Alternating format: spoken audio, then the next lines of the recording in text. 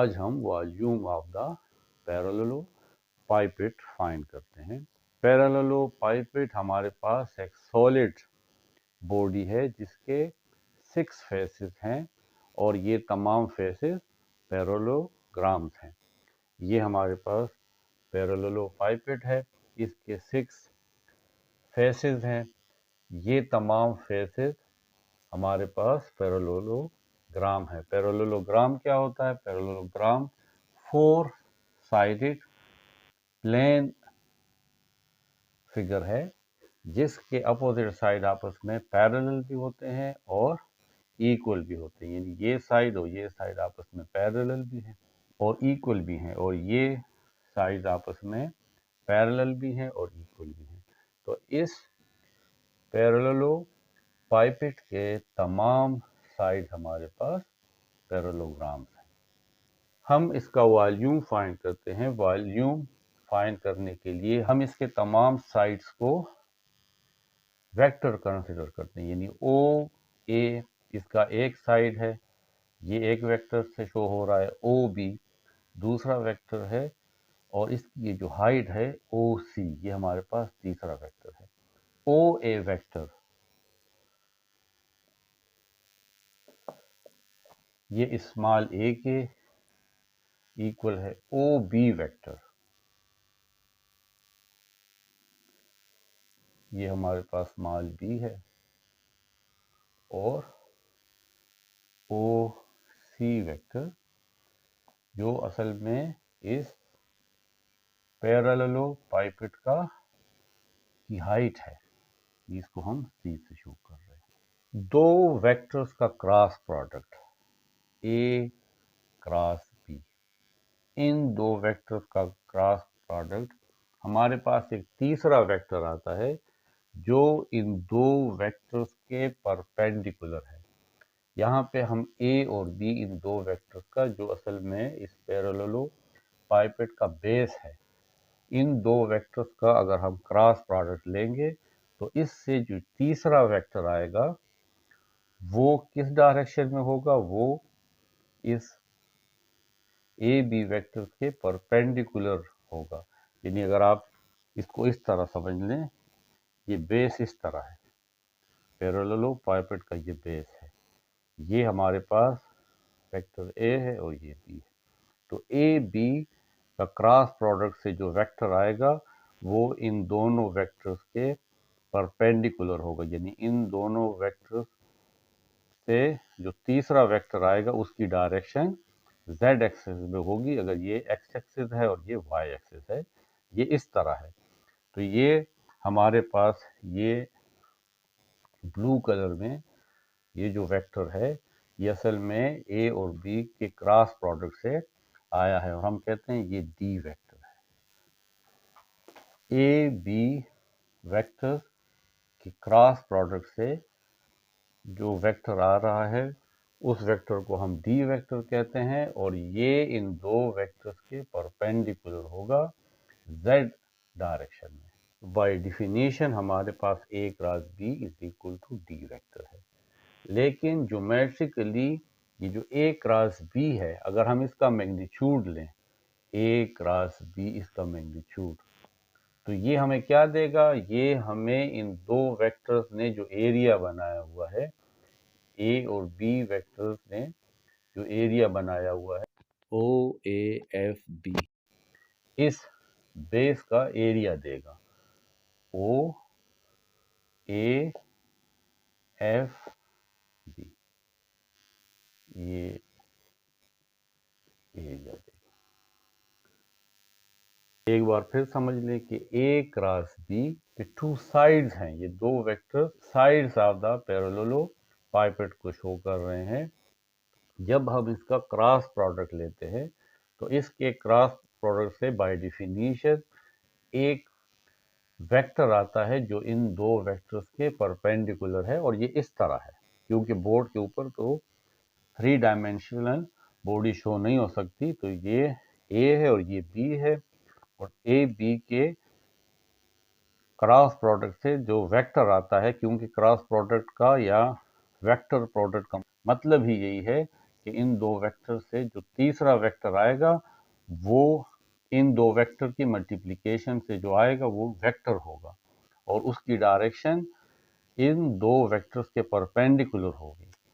और इन दो वेक्टर्स का जब हम क्रॉस प्रोडक्ट लेंगे उसका मैग्नीट्यूड लेने के बाद हमें जो मिलेगा वो क्या होगा, वो इन दो वेक्टर्स से बनने वाला एरिया है और इन दो वेक्टर से बनने वाला ये बेस का एरिया है ओ ए एफ एंड बी। ये क्या चीज है ओ ए एफ बी? ये बेस ऑफ द पैरेललोपाइपेड है।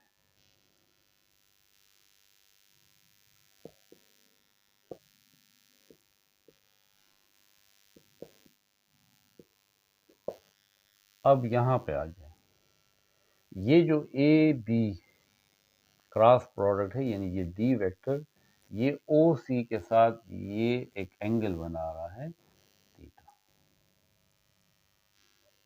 अगर हम यहां से एक परपेंडिकुलर ड्रा करें, इस डी पे परपेंडिकुलर ड्रा करें और इसको हम कह दें सी डी, ये सी डी परपेंडिकुलर है, तो देखिए ये हमारे पास एक ट्रायंगल बन जाता है, right angle triangle O C and D. इसको मैं अगर इस तरह अलहदा से शो करूं तो ये इस तरह हमारे पास एक ट्रायंगल है। ये ओ है, ये सी है और ये डी है और ये 90 है। इसका मतलब है कि ये ओ सी हाइपोटेन्यूज है, ओ डी हमारे पास बेस है क्योंकि एंगल तो यहाँ पे है, ये एंगल थीटा है। तो अगर हम cos थीटा लें, cos थीटा, तो cos थीटा किसके इक्वल होता है? Base by hypotenuse. Base base हमारे पास ओ डी है क्योंकि ये थीटा है, जब सामने हाइपोटेन्यूज है तो ये ओ डी इसका बेस है। O D divided by hypotenuse is O C. O C को इस साइड पे ले आते हैं तो O C cos theta is equal to O D. हम कह सकते हैं कि ये जो ओ डी लेंथ है ओ डी, इसलिए इसके साथ हम यहाँ पे मैग्नीट्यूड का सिंबल लगा लेते हैं। ये जो ओ डी मैग्नीट्यूड है ये इक्वल होगा ओ C magnitude and cos theta. ये जो ओ डी है ये ओ डी यहाँ से लेकर यहाँ तक ये हाइट, इसको मैं क्या लिख सकता हूँ? ओ सी मैग्नीट्यूड cos थीटा, या मैं कह सकता हूँ कि ये ओ सी मैग्नीट्यूड cos थीटा ये इस वेक्टर ओ सी का प्रोजेक्शन है, किसके ऊपर? इस ओ डी के ऊपर। ओ सी मैग्नीट्यूड cos थीटा ये क्या है? ये हमारे पास इस ओ सी वेक्टर का प्रोजेक्शन है, किसके ऊपर? इस ओ डी के ऊपर। या मैं कह सकता हूँ सिंपली कि ओ डी को मैं ओ सी मैग्नीट्यूड cos थीटा भी लिख सकता हूँ। अब हमारे पास बेस आ गया, ये बेस असल में ए क्रॉस बी का मैग्नीट्यूड है और ये ओ डी ये हाइट है। हाइट हाइट हमेशा परपेंडिकुलर डिस्टेंस होता है, तो ओ डी इस पैरेललोपाइपेड का हाइट है और ओ डी मैग्नीट्यूड यानी ये जो हाइट है ये किसके बराबर है? O C magnitude cos theta. अब हमने इसका वॉल्यूम फाइंड करना है, volume of parallelepiped is equal to volume किसके इक्वल होता है? बेस, और यहाँ पे बेस क्या है? पैरेललोग्राम है, तो इक्वल होता है बेस मल्टीप्लाई हाइट, या हम कह सकते हैं कि length multiply breath multiply height, लेकिन लेंथ एंड ब्रेथ जो है वो बेस है। या हम इसको लिख सकते हैं बेस तो क्या चीज है? एरिया ऑफ द पैरेललोग्राम है, एरिया ऑफ द पैरेललोग्राम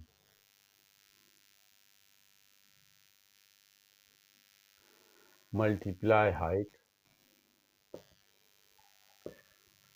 लेकिन एरिया ऑफ द पैरेललोग्राम जो है वो तो ए क्रॉस बी वेक्टर का मैग्नीट्यूड है, ए क्रॉस बी वेक्टर का मैग्नीट्यूड है।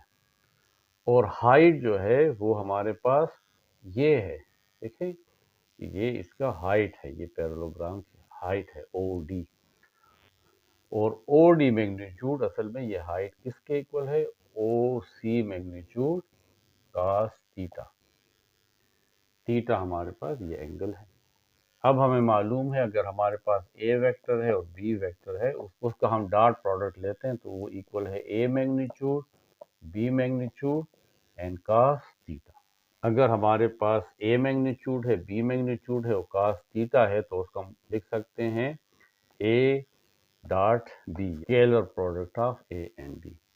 तो यहाँ पे ए की जगह ए क्रॉस बी है और बी की जगह ओ सी है और यहाँ पे देखें कास थीटा है।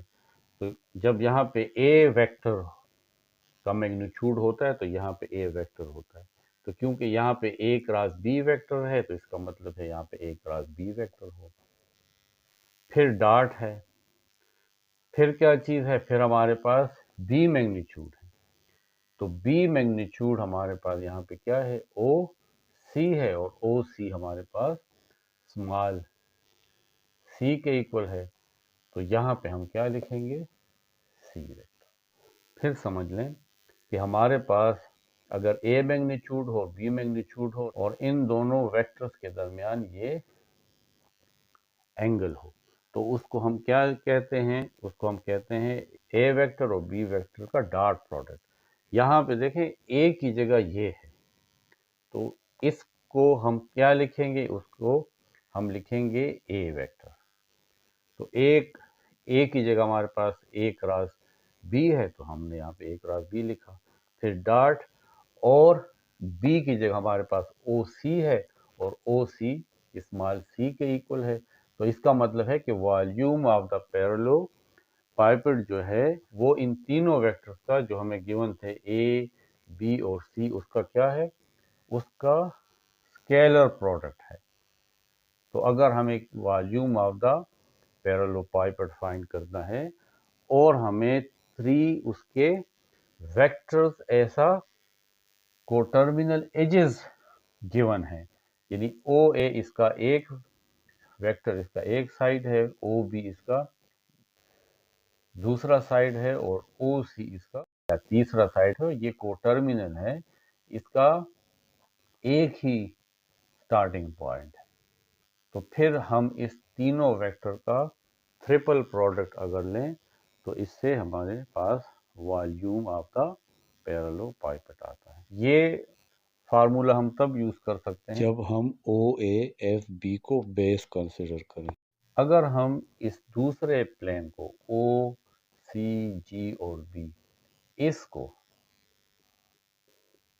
इस पैरेलल पाइपेट का बेस ले लें तो फिर हम ए क्रॉस बी के बजाय क्या लिखेंगे, बी क्रॉस सी।